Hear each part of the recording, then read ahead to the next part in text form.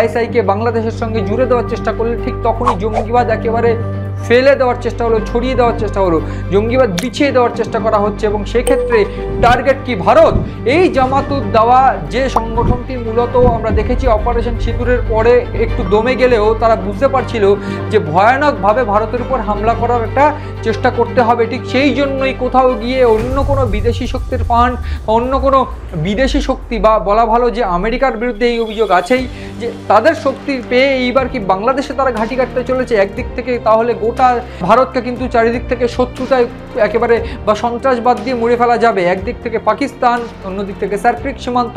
এইবার সেক্ষেত্রে যদি পাকিস্তান বাংলাদেশকেও যোগ করে ফেলে পূর্ণাঙ্গভাবে, এবং এই যে জামাতুদ দাওয়া যেটা আমি বলছিলাম, সেই জামাতুদ দাওয়া আমি একটু বলে রাখার চেষ্টা করব যে জাহিরের যে দ্বিতীয় সফর, সেই দ্বিতীয় সফরে বাংলাদেশে আহলে হাদিস নেতা শেখ আব্দুর রাজ্জাক বিন ইউসুফের ছেলে আব্দুর রহিম বিন আব্দুর রাজ্জাকের সঙ্গে তিনি যোগাযোগ করেন এবং সেক্ষেত্রে